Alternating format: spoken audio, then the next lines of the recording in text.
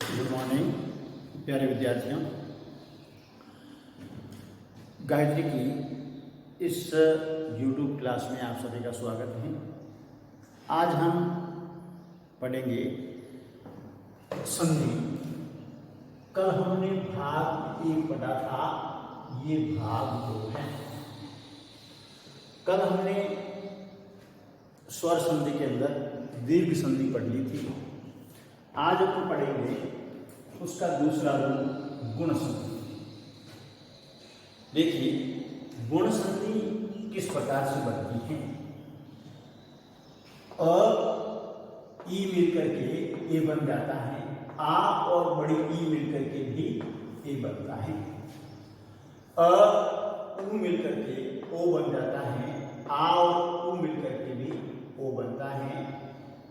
फिर अ और री मिलकर अर बनता है और आ और री मिलकर के भी अर बनता है। ये तीनों जो स्वर हैं ए, ओ, अर, ये गुण स्वर कहलाते हैं। क्या कहलाते हैं? गुण स्वर। अब देखिए इन्हीं के आधार पर हम कुछ यहाँ शब्द लेकर के इसका विश्लेषण करेंगे कि किस प्रकार से यह गुण संधि बनी है। पहला जो शब्द है हमारा वह है उपेक्षा। अब देखिए यहाँ उप और इक्षा, यहाँ क्या है? अ है और यहाँ ई है। अ और ई मिलकर के क्या बना? ए बना। क्या बना? ए। और ये क्या हो गया? उपेक्षा हो गया। ठीक है। उसी प्रकार से अप और इक्षा, और ये क्या हो गया? अ यहाँ और यहाँ ई, और ये भी ए बन गया और ये बन गया उपेक्षा। देखिए ये उपेक्षा और अपेक्षा ये दोनों अपने आप में विलोम शब्द भी हैं। दूसरा ये शब्द युग्म भी हैं, क्योंकि इनका उच्चारण जो है समरूपता लिए हुए हैं, थोड़ा सा अंतर लिए हुए हैं। तो ये दोनों ही हैं, विलोम शब्द भी हैं और शब्द युग्म भी हैं। दूसरा इसमें ये कह सकते हैं कि यहाँ उप जो है वह दोनों में उपसर्ग लगा हुआ है। क्या है? उप उपसर्ग लगा हुआ है। इच्छा का अर्थ होता है देखना। अब देखिए दूसरा मैंने क्या लिया है? प्र और इक्षण। क्या है? प्र इक्षण। इस प्र में अ मिला है और ये ए है। अब अ और ई मिलकर के क्या बन जाएगा? प्रे बन जाएगा और ये क्या हो गया है? प्रेक्षण। क्या हुआ? प्रेक्षण। और यहां जो इक्षण है इसका अर्थ होता है देखने वाला, तो ये प्रेक्षण हो गया। ये है प्रेक्षक। प्रेक्षक क्या है? प्रेक्षक। ये प्र है और ये इक्षक है। अब इसमें अ है और इसमें छोटी ई है, तो ये भी मिलकर के ए ही बनेगा। अ और ई मिलकर के ए बनता है, तो ये हो गया है प्रेक्षक। प्रेक्षक होता है भेजने वाला या भेजने का जो इच्छुक है उसको कहते हैं। प्रेषिति प्र है और स्थिति है, स्थिति यानी पाने वाला। तो यहां प्र है, अ है और यहां ई है, तो ये हो गया ए और प्रेषिति बन गया है। फिर हमारा शब्द है भारतेंदु। ये भारत अ मिला हुआ है, ई है और ए हो गया है, तो ये भारतेंदु बन गया। इतरेतर, इतर इसमें अ है और यह ई है। इतरेतर का इतर इतर हो गया इतरेतर, यानी और जिसको अनन्य कहते हैं उस प्रकार से। अल्पिच, अल्पेच क्या है? अल्प इच्छ, अल्पेश हो जाता है अल्प इच्छा। यहां इसका संधि विशेष करेंगे तो अल्प और इच्छा। देखिए यहां कुछ शब्द ऐसे हैं जहां पर आ का लोप हो जाता है, जैसे अल्प और इच्छा। इच्छा में जहां ये आ है आखिर में, इसका लोप हो जाएगा, आ का और अ रह जाएगा। इसलिए यहां अ और यहाँ ई, ये तो ए बन जाएंगे। इसके साथ में एक और परिवर्तन आएगा, वो है यहाँ का अ, और अ है क्या, सॉरी, आ जो है अ बन के रह जाएगा और अल्पेक्ष हो जाएगा। क्या हो जाएगा? अल्पेक्ष। उसी प्रकार से यथा इच्छा, यहां पर भी आ और ई मिलकर के ए होगा और यहाँ जो आ है उसका लोप हो जाएगा और अ रह जाएगा और यथेच्छ हो जाएगा। फिर आता है ऋषिकेश। ये है ऋषिकेश। ऋषिक, ऋषिक कहते हैं इंद्रियों को, और इस यानी उसका वश में करने वाला मालिक, तो ये होगा ऋषिक इस, और ये हो जाएगा ऋषिकेश। ठीक है, अ और ई मिलकर के ए बन जाएगा और ये ऋषिकेश हो जाएगा। ऋषिकेश कहते हैं विष्णु को। फिर देखिए अगला जो है अ और उ मिलकर के ओ बन जाता है, आ और बड़ा उ मिलकर के भी ओ बनता है। जैसे ये है प्राप्त उद्दक। क्या है? प्राप्त उद्दक। यहां अ है और यहां उ है, तो ये क्या हो जाएगा? ओ में बदल जाएगा। किसमें बदलेगा? औ में बदलेगा। और फिर दोनों को मिलाएंगे तब यहाँ इसमें विकार पैदा होगा और विकार पैदा होते ही यह प्राप्तोदक बन जाएगा। ठीक है, फिर है अन्योदक। अन्य और उदक, अ और उ मिलकर के ओ बनता है और ये हो गया है अन्योदक। फिर है सहोदर। सह प्लस उदक, और यहाँ अ है यहाँ उ है और ये क्या हो जाएगा? ओ बन जाएगा, सहोदर हो जाएगा। फिर है अतिशयोक्ति। अतिशय और उक्ति है, तो ये हो जाएगा अतिशयोक्ति। देखो ये कहीं कहीं अपने को ऐसा मिला हुआ भी मिलता है, लिखा हुआ शब्द अतिशयोक्ति। ये क्या है? अतिशयोक्ति। अतिशयोक्ति ये गलत है। क्या है? गलत। ये अतिशयोक्ति है। क्या है? अतिशयोक्ति। तो ये रूप जो है इसका शुद्ध है। अतिशय तन उक्ति है, और यहाँ अ और उ मिलकर के ओ बन जाता है, अतिशयोक्ति हो जाता है। अनंतोदर। अनंत और अनंत और उदर, ये अनंतोदर हो गया। जो उल्टा तवा होता है उसको अनंतोदर कहते हैं। अवनोतर। अवनो अवनतोदर, अवनोतर। तो ये जो है अवनत और उदर, यहां अ है यहां उ है और ये ओ बन जाएगा और ये हो जाएगा अवनतोदर। तो इस प्रकार से यह होता है, ये उल्टा तवा है उन्नतोदर और अवनतोदर है सीधा तवा। ये दोनों शब्द एक दूसरे के विलोम हैं। फिर आता है आ स्वर का लोप हो जाता है। दो मैंने पहले बताए थे शब्द, जहां हमने अल्पेक्ष और यथेच्छ में आ शब्द का लोप देखा था। कुछ और ऐसे शब्द हैं जहां हम आ शब्द का लोप देखेंगे, जैसे निरुपम। तो ये क्या हो गया? निर प्लस उपमा। तो यहां पर इसको जोड़ा इसको, तो ये क्या हो गया? निरुपम हो गया और आ का लोप हो गया इस प्रकार से। फिर अनुपम, अनधन उपम, उपमा।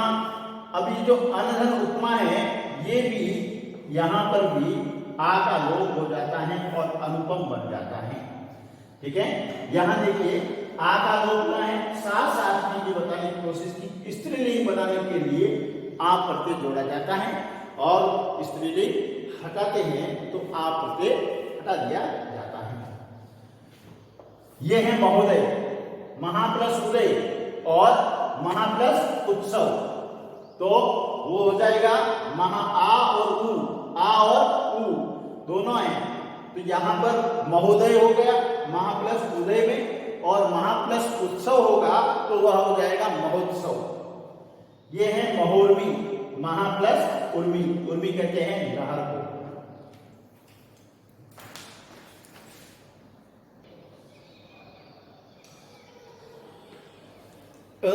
आ और री का जब जुड़ा होता है तो अर बन जाता है।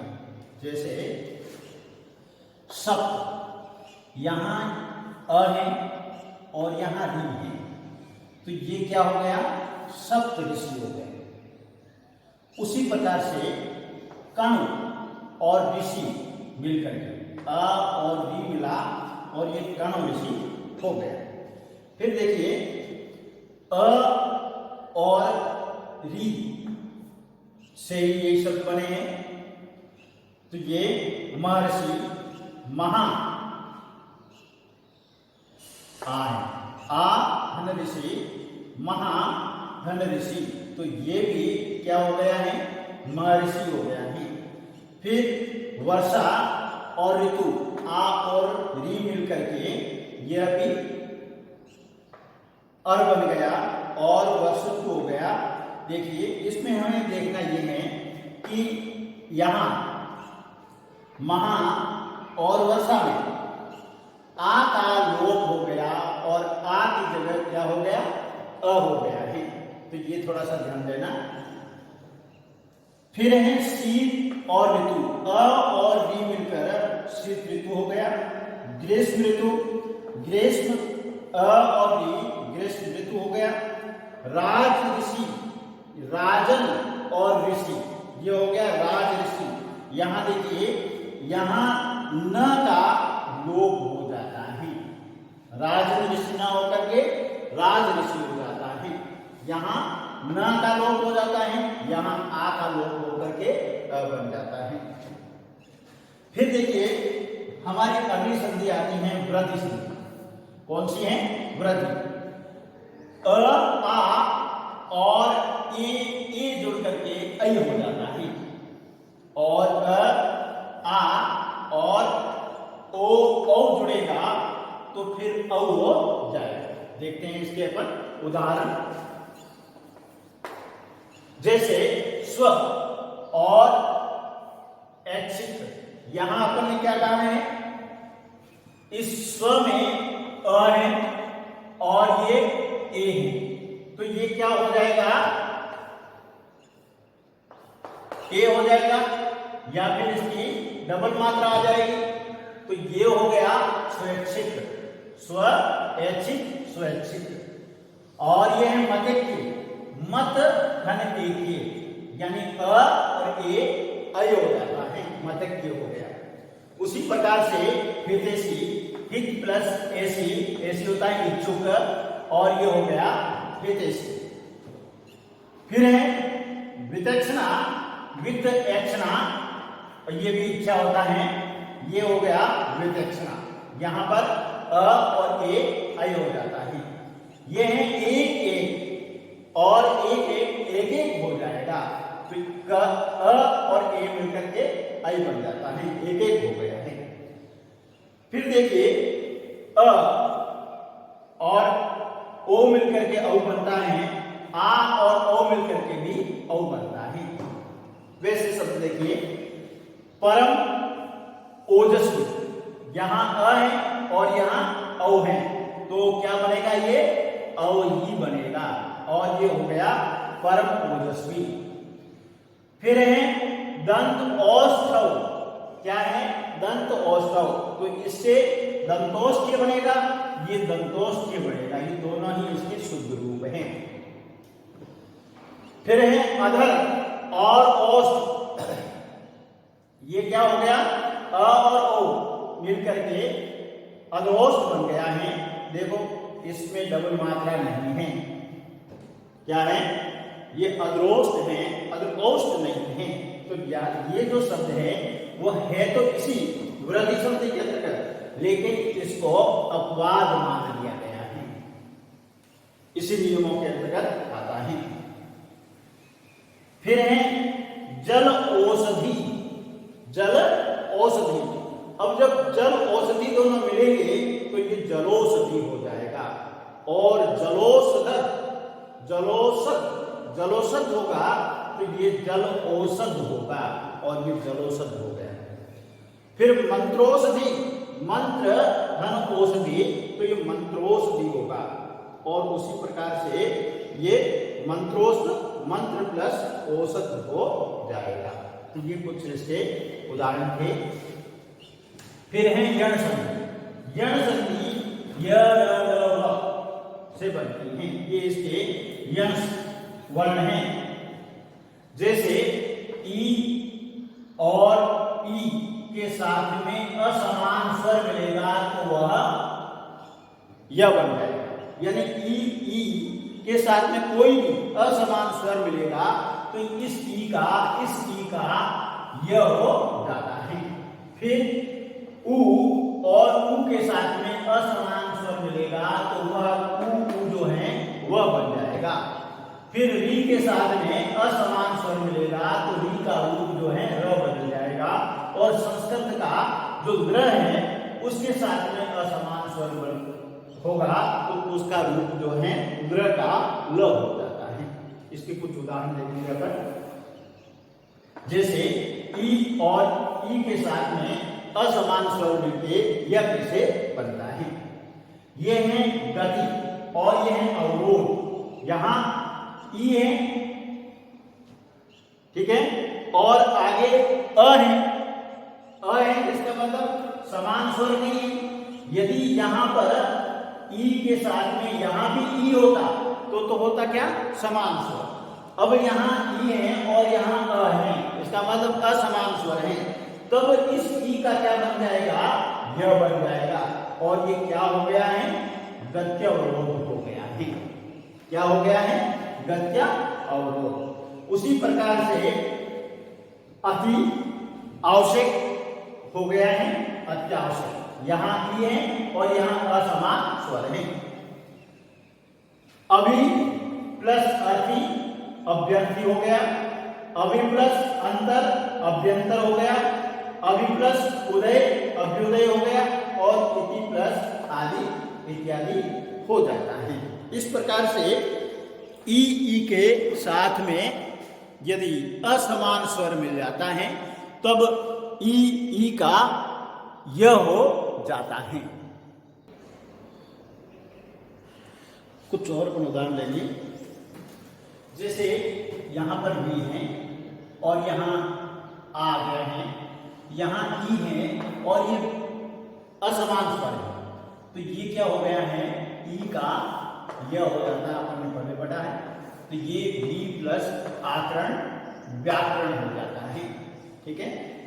व्यू, वी प्लस उ का अर्थ होता है विचार। और यहाँ ई है, यहाँ असमान स्वर है, तो यहाँ यह हो गया है और ये हो गया है व्यू।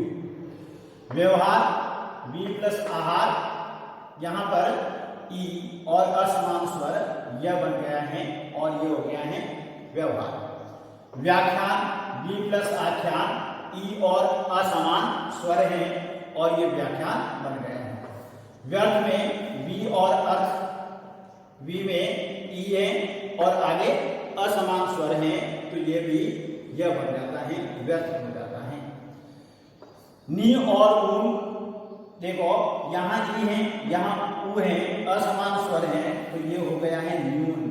देखो न्यून का अर्थ होता है ऊना या ऊनी, ऊनी का अर्थ होता है 1, 3, 5 जो विषम संख्याएं हैं वो सब क्या है, पूर्ण संख्याएं हैं। और सम संख्याएं हैं वो सभी पूर्ण संख्या मानी जाती हैं। फिर देखिए कुछ ऐसे हैं जहां पर छोटी ई आती है, वहां क्या अंतर आता है। देखिए ये है राशि और ये है अंतरण। ये ई और अ, ई के साथ में असमान स्वर, तब ये क्या हो गया, राश्यंतर हो गया। क्या हो गया है, राश्यंतर। उसी प्रकार से मति, ई और असमान स्वर, और ये हो गया है मध्य अनुसार, यानी मति के अनुसार। ये है त्रिक्षर, ये है त्रि और ये अक्षर है, यहाँ ई और अ और ये हो गया है त्यक्षर। फिर है जाति और अभिमान, ई और अ मिलकर के ये हो गया है जाति अभिमान। और यहाँ ध्वनि आत्मक हो गया है छोटी ई और असमान स्वर ध्वन्यात्मक हो जाता है। कुछ ऐसे शब्द होते हैं जहां दीर्घ ई वाले शब्द होते हैं वह दीर्घ ई ही बने रहते हैं। जैसे नारी है, स्त्री है, सखी है, मही है, वाणी है, देवी है। जो स्त्रीलिंग शब्द हैं वो दीर्घ रहते हैं। जैसे ये है प्रत्यार्पण, प्रति प्लस अर्पण हो गया है, यह बन गया है इनका अ के साथ जुड़ाव होकर के। अब देखिए ये है नदी और ये है अर्पण, बड़ी ई और असमान स्वर हैं, तो ये हो गया नद्यर्पण। क्या हो गया है? नद्यर्पण। फिर है वाणी और औचित्य, बड़ी ई और औ का मेल हो गया असमान स्वर का ई के साथ में, तो ये है वाणी औचित्य हो गया है। और उसी प्रकार से नारी और उचित, तो ये हो गया नारी उचित। और फिर मही प्लस आधार, बड़ी ई और असमान स्वर आ मिला और ये हो गया मया भार। फिर देवी और अवतरण, तो ये है देवतरण हो गया है। अब देखिए उ और उ के साथ में असमान स्वर मिलता है तो वह बन जाता है। अभी तक हमने ई के साथ में असमान स्वर मिला करके यह बनाया था। अब अपन बनाएंगे उ के साथ में मिला करके वह शब्द बनाएंगे। ये है अनुवेक्षण और इसका संधि विशेष अपन ने किया तो ये अनुवेक्षण हो गया। उ है और यहाँ असमान स्वर है तो ये क्या हो गया है? वह बन गया है और ये रहा आपका अनुवेक्षण वह। फिर है अनु और असमान स्वर, उ और अ है जो असमान स्वर है, दोनों का मिलाव हुआ तो ये हो गया है वह और ये हो गया है अन्वय। अनु प्लस आएगा अन्वय हो जाता है। उसी प्रकार से सु और अल्प स्वलभ हो जाएगा, सु प्लस आगत स्वागत हो जाता है। और उसी भांति मनु और अंतर जो है उ और अ मिलेंगे मनवंतर हो जाएगा। उसी भांति तनु उ और अंगी तनवंगी हो जाएगा। यहाँ उ है और यहाँ असमान स्वर हैं, दोनों का मिलाप तनवंगी। फिर है शिशु अंग, तो वह शिशुअंग हो जाएगा। यहाँ छोटी उ की मात्रा है, यहाँ असमान स्वर है तो वह बन जाता है, शिशुअंग हो जाएगा। यहाँ धातु है और यहाँ एक है तो ये है धात्विक हो जाता है, वह बन जाएगा इसका उ का। फिर है वधु और यहाँ आगमन, यहाँ वधु में बड़ा उ है और यहाँ आगमन हो गया तो ये वधवागमन हो जाता है। पवित्र में देखिए ये है पवित्र, यहाँ बड़ा उ और ये इत्र मिलाएंगे तो पवित्र होगा। पू का अर्थ देखिए होता है श्रेष्ठ और पो का अर्थ होता है बहना, तो पोष का कोई मतलब नहीं है। और यहाँ जो है पू शब्द देखिए, जैसे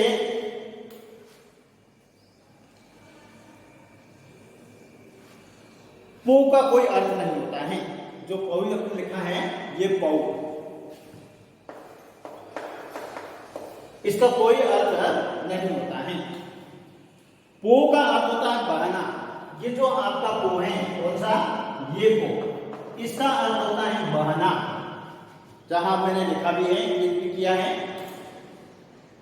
और पवित्र शब्द का बहने से कोई अर्थ नहीं है। पवित्र शब्द ऐसा है जो बहने से उसका कोई संबंध नहीं है, कोई अर्थ भी नहीं देता है। अब पो का कोई संधि भी नहीं, पो को लेकर अपन संधि करें तो संधि भी नहीं होती है। तो इस प्रकार से ये जो है पवित्र, इसमें अव है और ये पवित्र शब्द अपवाद स्वरूप किसमें है? अया की संधि के अंतर्गत आता है।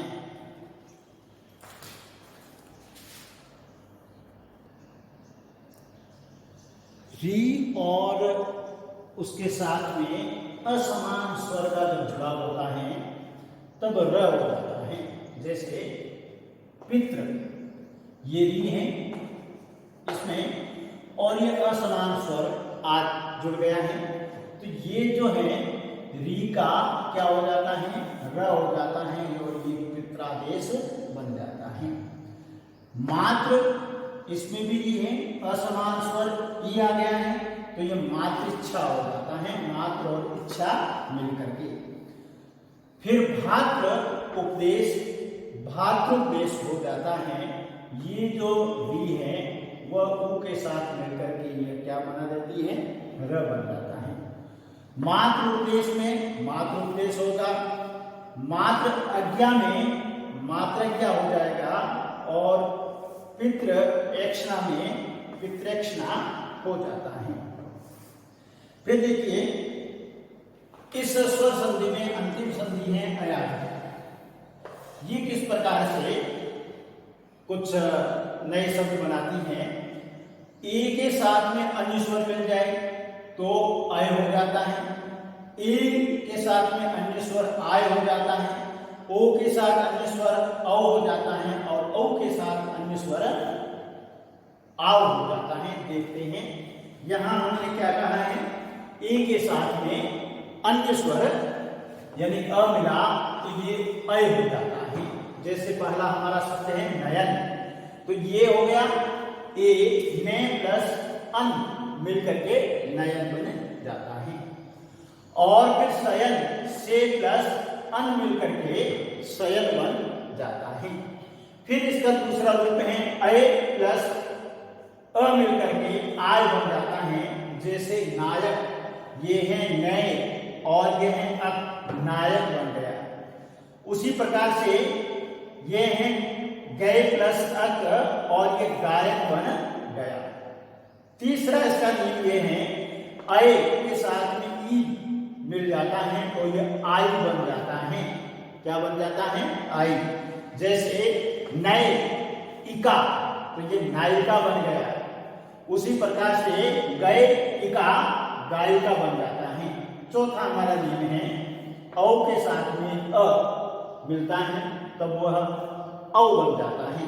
जैसे पौ प्लस अन पवन हो गया, भव प्लस अन भवन हो जाता है। पांचवा इसमें का नियम है औ के साथ में अ मिलता है तो आव हो जाता है। जैसे पौ अन ये मिलकर के पावन बन जाता है। पौ अक मिलकर के पावक बन जाता है। और औ के साथ में ई मिलता है तो आवी हो जाता है। जैसे पौ इत्र ये पवित्र हो गया। और नव इक नाविक हो जाता है।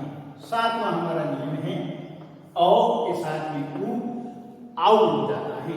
जैसे भाव के साथ में उप मिला तो भावुक हो जाता है। देखिए मित्रों, ये जो अयाज संधि है,